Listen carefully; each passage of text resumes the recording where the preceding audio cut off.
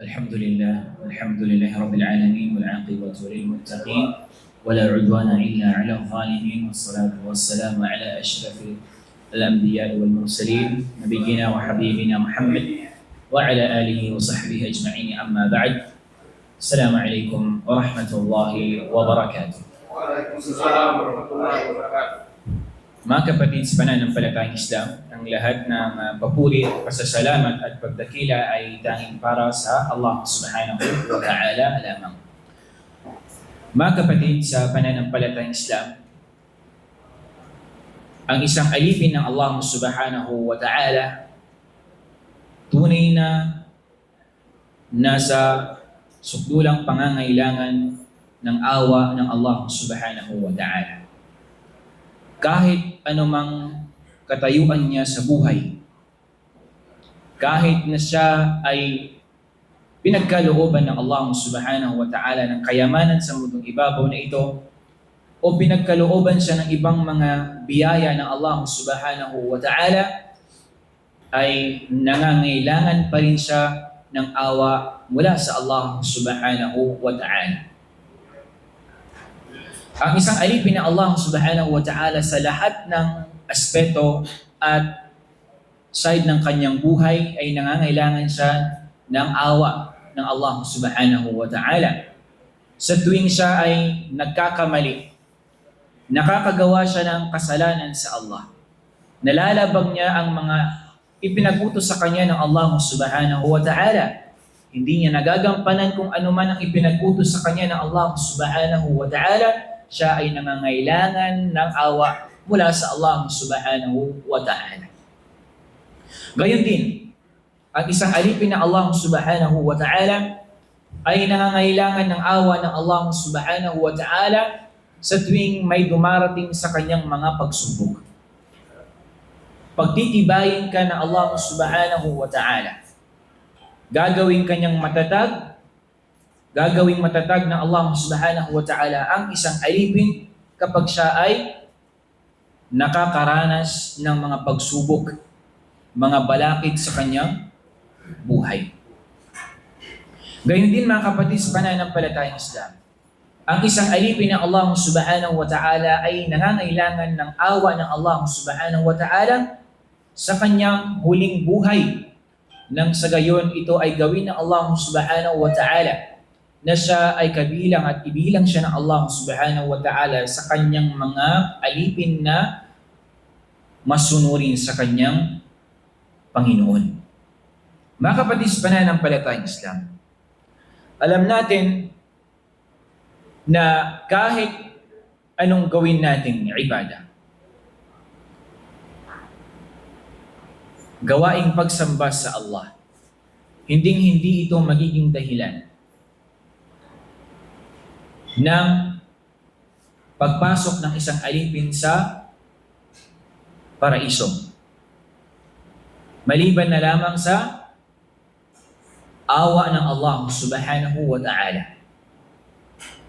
Sinabi ng mahal nating Propeta Muhammad sallallahu alaihi wasallam, lam yudkhila ahadan amaluhu al-jannah. Kailanman, sabi ng Propeta Muhammad sallallahu alaihi wasallam, hindi makakapasok ang isang alipin sa paraiso ng Allah subhanahu wa ta'ala sa pamamagitan ng kanyang mga gawain. Qalu, wala anta ya Rasulullah. Yung mga sahaba ng Rasul sallallahu alaihi wasallam ay nagtanong, wala anta ya Rasulullah. Ibig sabihin nun, kahit ba ikaw o propeta ng Allah subhanahu wa ta'ala, yung mga ginawa mong mga gawain, hindi yun magiging dahilan ikakapasok mo sa paraiso? Qala, wala ana illa ay yataghammadani Allahu bifadli wa rahmah. Sabi ng Propeta Muhammad sallallahu alaihi wasallam, kahit ako, sabi niya, ay hindi ako makakapasok sa paraiso ng Allah subhanahu wa ta'ala illa ay yataghammadani Allahu bifadlin wa rahmah. Maliban na lang na kung ako ay kinuha ng Allah subhanahu wa ta'ala o kaya ako ay namatay na mayroong fadl na binigay ng Allah subhanahu wa ta'ala, kainaman at rahmah, awa ng Allah subhanahu wa ta'ala. Magbanggit tayo ng ilan sa mga anyo ng mga awa na ibinigay sa atin ng Allah subhanahu wa ta'ala. Ipinagkaloob ng Allah subhanahu wa ta'ala sa kanyang mga alipin. Unang-una mga kapatid sa pananampalatayang Islam, yung awa ng Allah subhanahu wa ta'ala sa pagkakalikha niya sa atin. Ito ay napakalaking biyaya ng Allah subhanahu wa ta'ala na ibinilang niya tayo sa umma ng Rasul sallallahu alaihi wasallam. Tayo ay nilikha niya na pinakamainam, magandang uri ng nilikha niya dito sa mundong ibabaw na ito. Laqad khalaqna al-insana fi ahsani taqwim. Ano ibig sabihin nun? Laqad khalaqna al-insan. Tunay na nilikha namin ang mga tao fi ahsani taqwim. Sa pinakamainam na pagkakalikha. Subhanallah. Hindi tayo binilang na Allah subhanahu wa ta'ala sa ibang mga makhlukat, sa ibang mga nilikha. Hindi tayo binilang na Allah subhanahu wa ta'ala sa mga hayop na nilikha ng Allah. Hindi tayo binilang na Allah subhanahu wa ta'ala sa mga nilikha niya sa karagatan. Hindi niya tayong nilikha na katulad ng mga ibon na nakikita nating lumilipad sa himpapawid. Alhamdulillah bifadlihi wa rahmatih. Dapat sa isang alipin na pasalamatan niya ang Allah subhanahu wa ta'ala na binigyan kanya ng napakagandang uri ng pagkakalikha. Pangalawa, na anyo ng rahma na ibinigay ng Allah subhanahu wa ta'ala sa atin. Rahmatuhu fi syara'. Yung awa ng Allah subhanahu wa ta'ala na inilagay niya o binigay niya dito sa sharia na ito. Ano yung tinutukoy natin? Sa reliyon ng Allah subhanahu wa ta'ala. Wa min rahmatillah, kabilang sa mga awa ng Allah na ibinigay niya sa relihiyon na ito, ang Allah subhanahu wa ta'ala ay nagpadala ng mga propeta at mga sugo. Sa anong dahilan? Sa anong dahilan?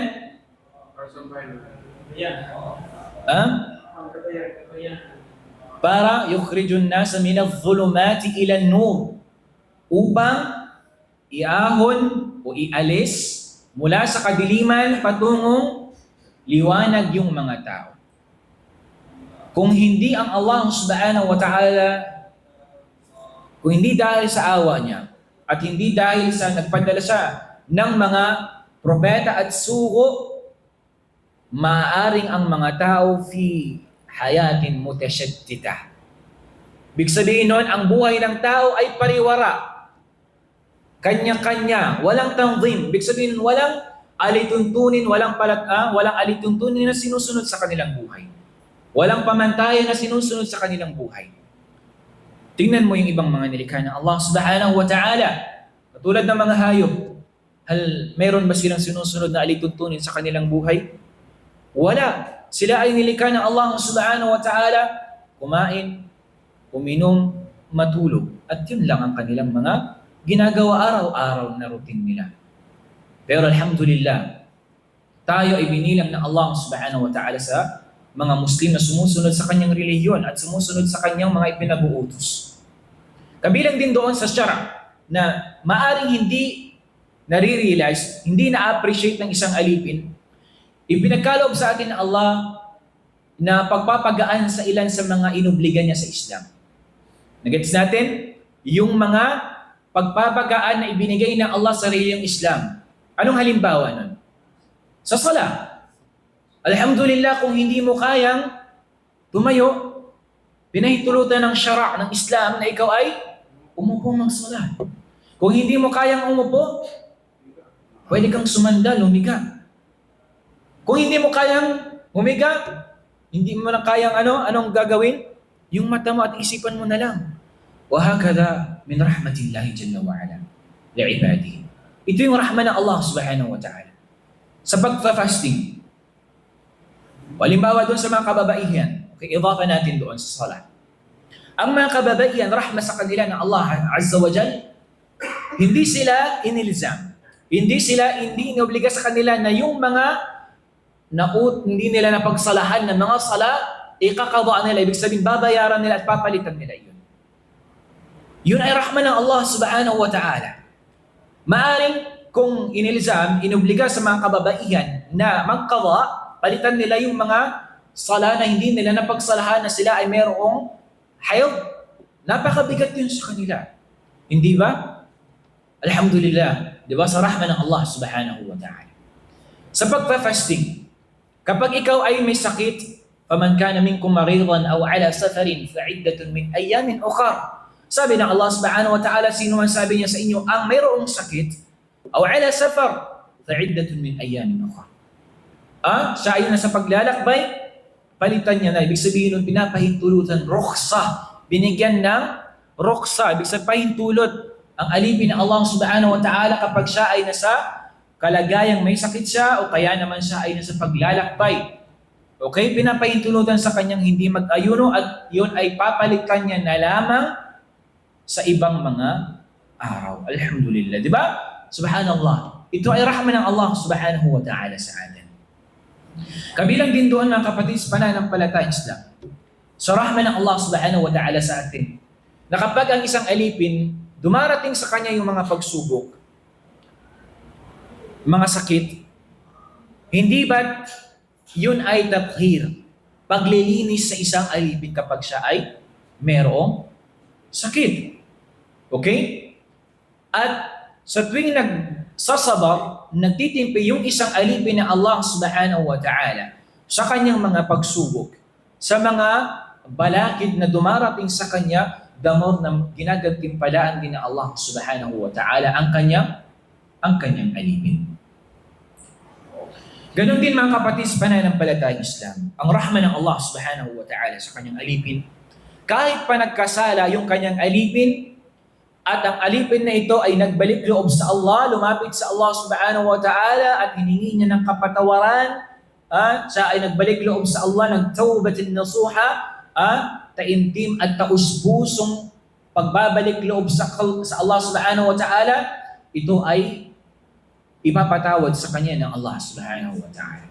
Just imagine, pagkatapos mong suway ng Allah subhanahu wa ta'ala, ikaw ay patatawarin at patatawarin pa rin ng Allah subhanahu wa ta'ala sa iyong mga kasalanan.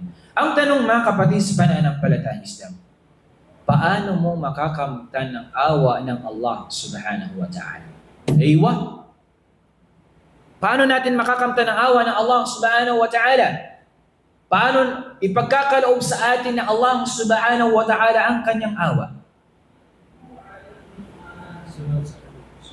Unang-unang bagay na dapat nating pakatandaan, al-imanu wal-amalu salih. Pagkakaroon ng pananampalataya, paniniwala sa Allah at al-amalu salih. Paggawa ng mga mabubuting mga gawain sa Allah subhanahu wa ta'ala. Ito ay kabilang sa mga asbab, mga dahilan na kapag ginawa ng isang alipin o kaya meron sa nito, insha'Allah ta'ala makakamtan niya ang awa ng Allah subhanahu wa ta'ala.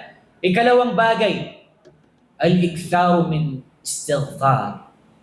Pagpaparami ng paghingi ng kapatawaran sa Allah subhanahu wa ta'ala.